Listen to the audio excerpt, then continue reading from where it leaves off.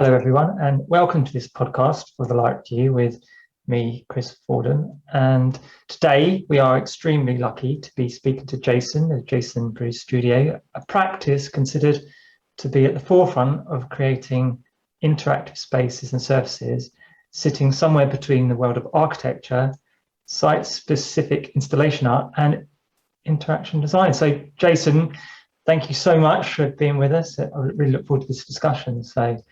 How are you? Not at all. Well, no, thank you, Chris, and delighted to be here. So your work is pretty breathtaking, but for people who are maybe unfamiliar with it, I mean, perhaps they've been in a cave somewhere, how would you best describe what it is that you do and how often is light a component of that? I mean, essentially, you described what it is pretty well. We're sitting at the intersection between art, architecture, and technology. And really, I mean, in my training, this is where it kind of stems from. As an architect, I started to get interested in, or was being trained in, how buildings weren't necessarily static things, but they could come alive, they could breathe, they could perform. So you start to then imagine art that then takes on those characteristics of a living building. You start to think of the sort of type of palette you might use. You think of light, you think of media, you think of smart systems, you think of things that can animate and be choreographed, that can be automated within a building. And when I was studying, you also talk about smart buildings. That was the way that, or intelligent buildings, the way that certain parts of the building could automatically do things to regulate them. So if you take all of those components and all of those parts, all those systems, you have a very rich kind of palette by which you can breathe life into architecture.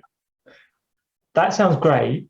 I'm just thinking, like customers I've had, like architects, interior designers, I'm thinking, do they virtually puke when you say, this is what I'm going to do to your building? Because they've probably got this synergy of ideas that they had.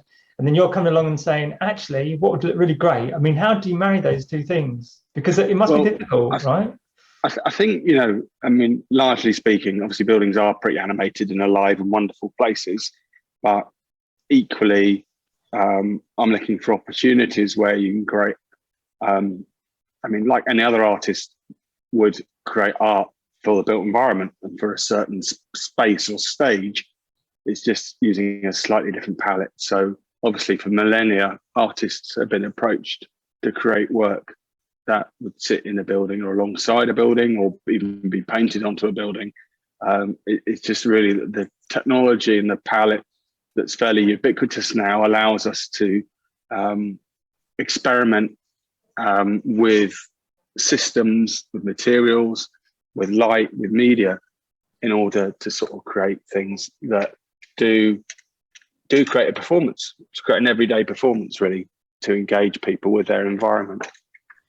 How often does light actually play a component of that? I mean, obviously it's the light review, so is it a percentage you could put on it, or is it? I'd say, strictly speaking, most of the projects will include light in some way, and that's obviously throughout the years been known for someone who works with light. But if you think about a media system, obviously a screen or a pixel, it emits light, but it does many other things at the same time. So light is very versatile and is very useful for animating space and changing very quickly how it looks. So you can create animations, you can create performances, you can create ephemeral work and sculptures very, very quickly. But equally, obviously, we're working with a system of things. So there's a control system, there's a sort of sensory system. There's obviously, I'm always looking at embedding work or working very closely with the environment I'm working in. So immediately you start talking about facades, you start talking about the environment you're in, you start talking about volumes, you start talking about a landscape, because immediately you're looking at potentially contextualizing something within those spaces. So yes, there's light, but there's potentially movement, and there's the embedding and integration of something. So there's a lot of context as well. Essentially you're becoming site specific.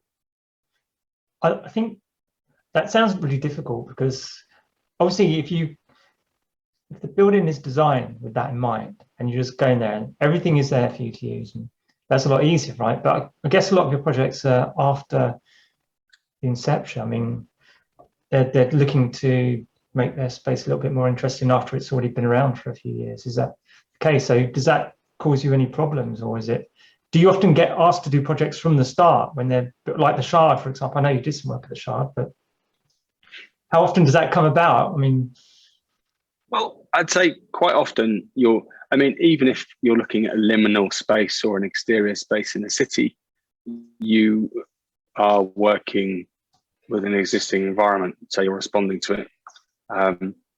Equally, quite often we'll work with existing buildings or historic buildings or building that's being refurbished, but at the same or brand new buildings. And I think all of those contexts give you a kind of site, give you a condition, give you context to work in. So each and every one of them comes with their kind of opportunities, but challenges. very well put. It has been a weird few years, right? How's your practice managed to respond in that time period? I mean, the main component of your work, I guess, is people. So where they're not able to interact in the same way, have you found other ways to engage, or is it just that the project's been put off, or how have you managed that situation? So yeah, with the last 18 months of the pandemic, we've been pretty agile in terms of how we work, like anyone else. So working remotely, but at the same time, we're doing quite a lot of work in the studio because we're prototyping, testing, experimenting, and some projects were paused, some were delayed, and quite a lot of projects carried on.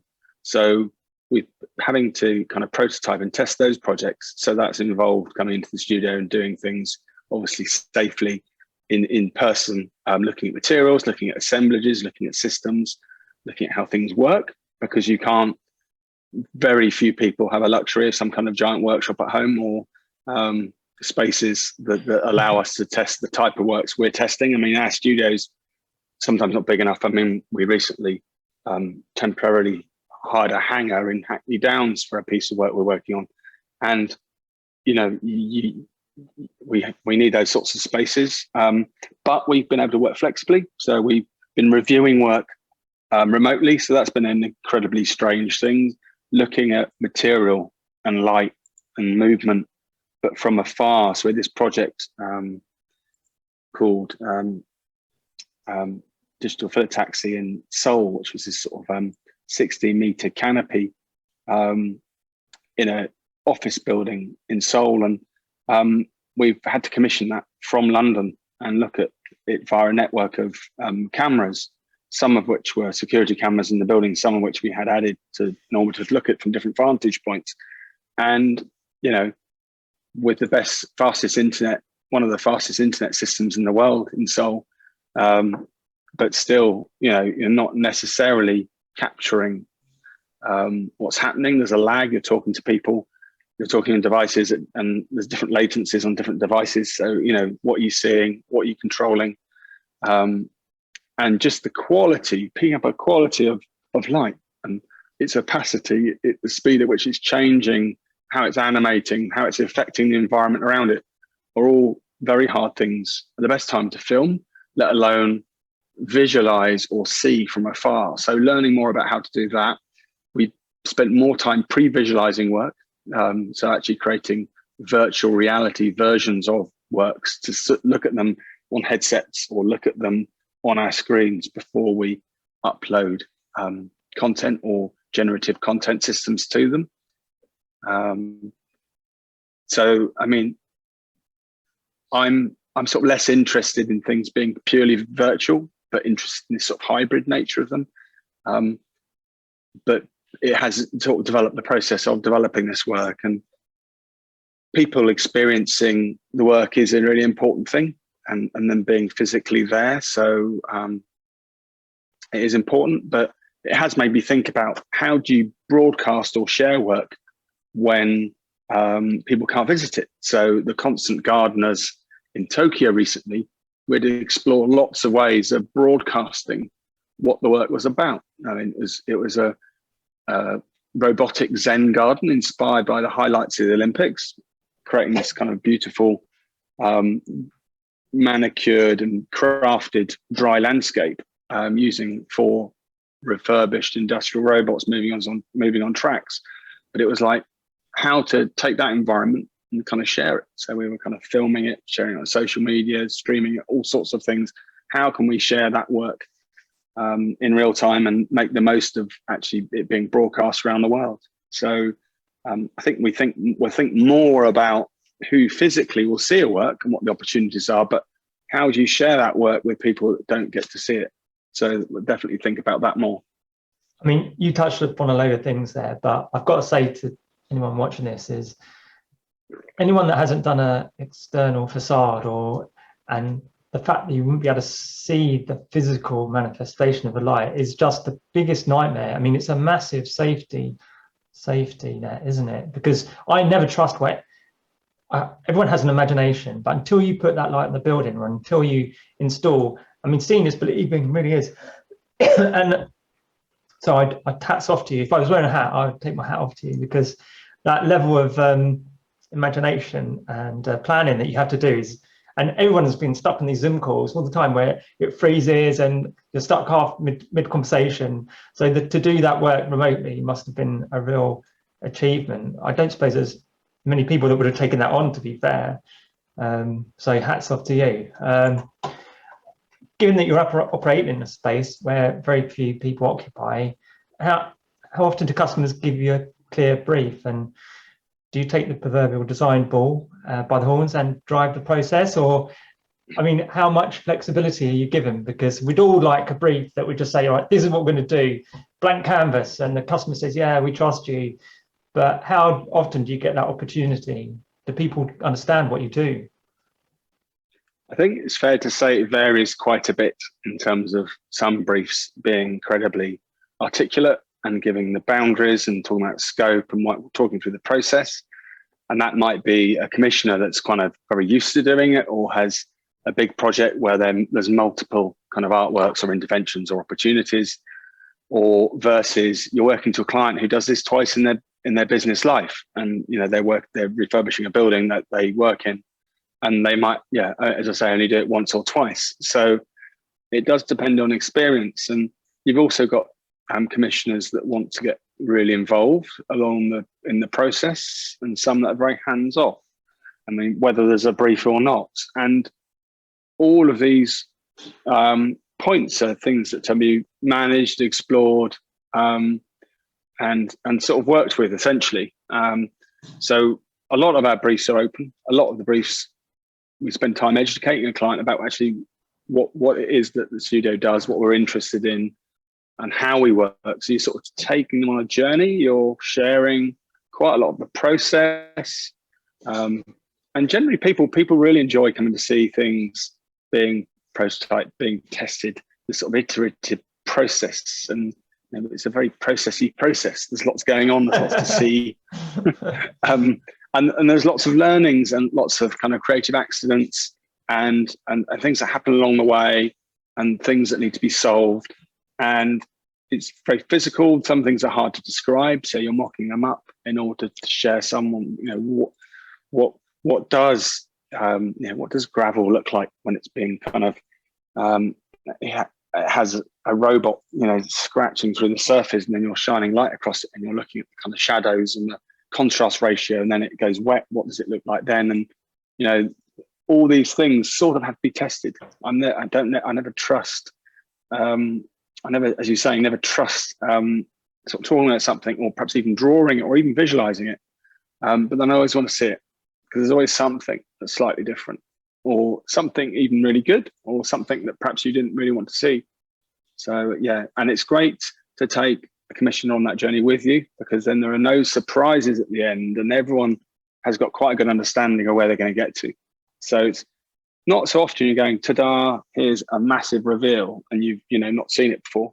You might turn it on, they see it for the first time, and they're still surprised. But at the same time, you want to be the right kind of surprise, not a kind of I was expecting something else. Or, if things are kept in people's heads, they're very difficult to access. And, we're all trained in different ways. We're all trained to understand in different ways. Everyone has a perception of things that are different.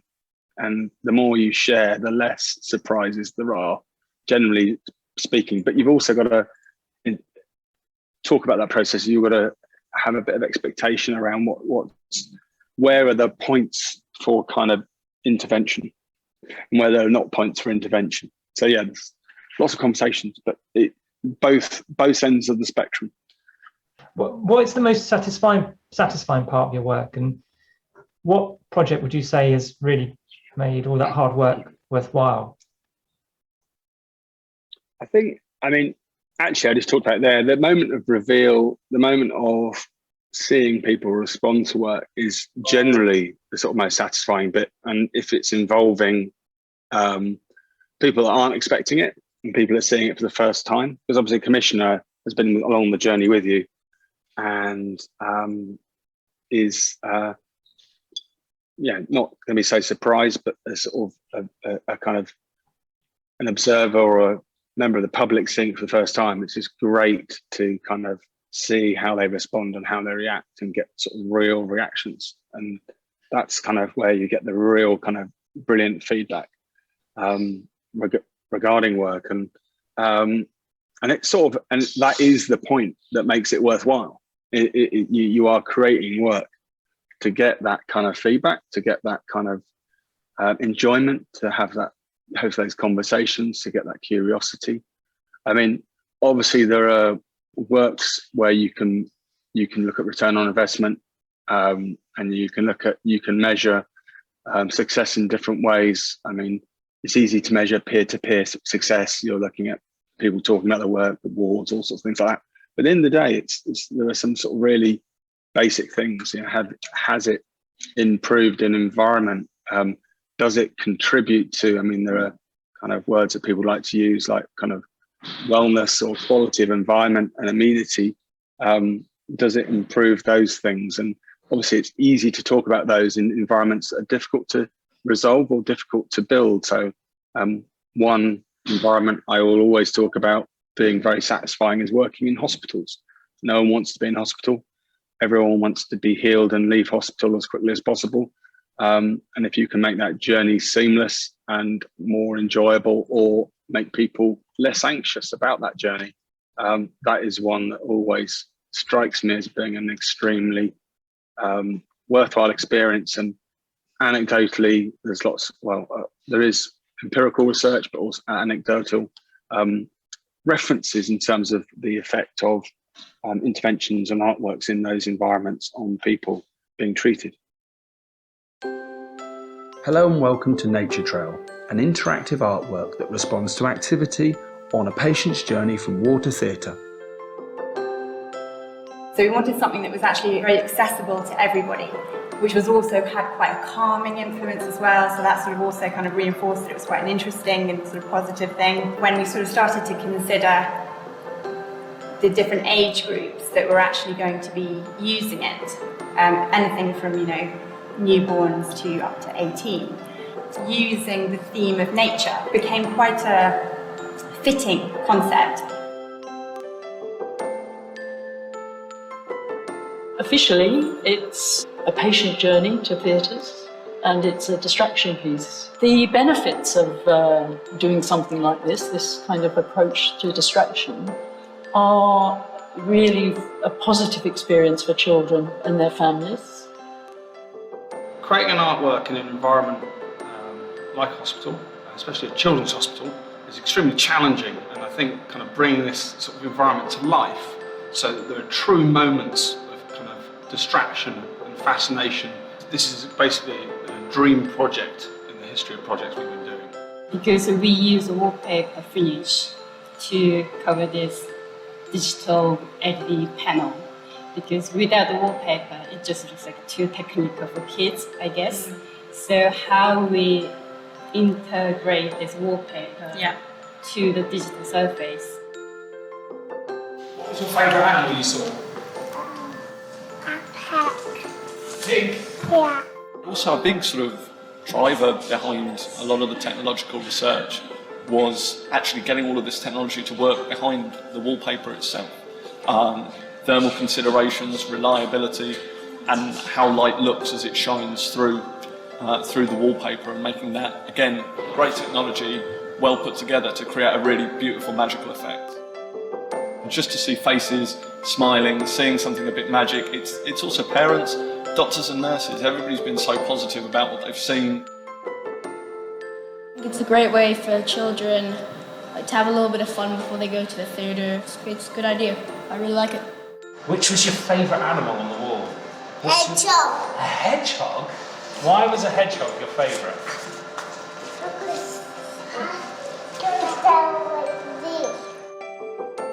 We believe it will make a real difference for children on their journey to our operating theatres.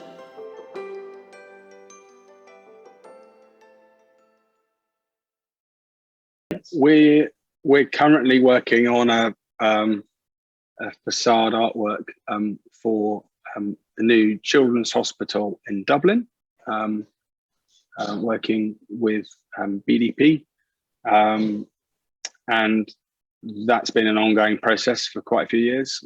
We're creating an intervention there which will create an intervention on the facade itself as a frieze wrapping around the building.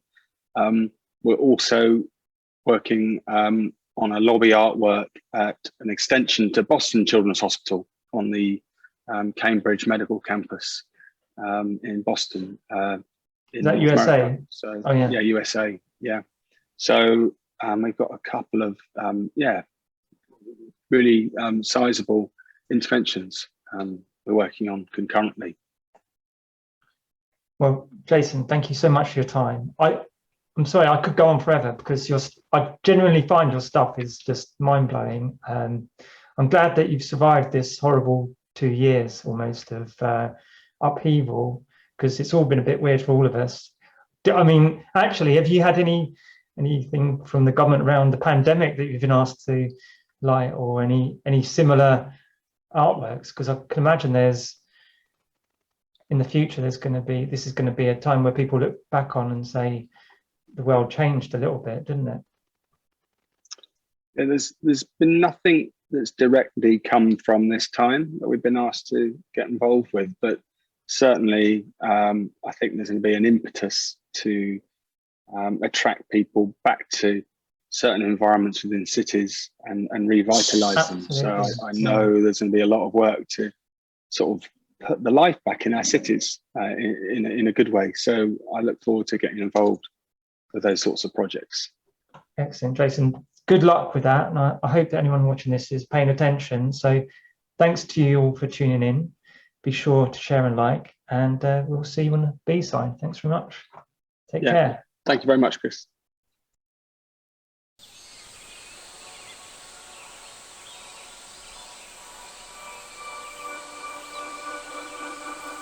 When I came to Ueno Park, I knew it would make the perfect setting. It's a natural oasis in the city that invites you in and frames the artwork with a sense of tranquility. When I saw this brief from the Arts Council Tokyo, I immediately wanted to create something of Tokyo in this specific moment in time. I imagined a destination of opposites, somewhere fast-paced, busy and bustling, but set against still, serene mountains. Somewhere high-tech and automated on one hand, but that's also steeped in tradition on the other.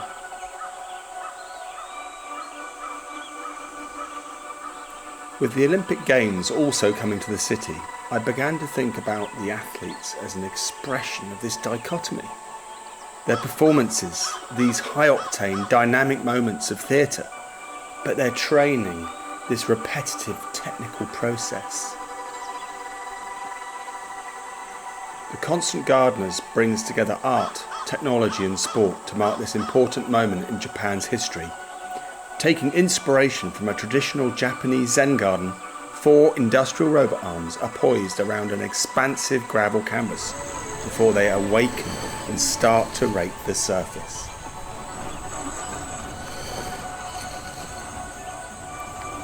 Over time, their raking reveals performative illustrations that represent the movement of an athlete.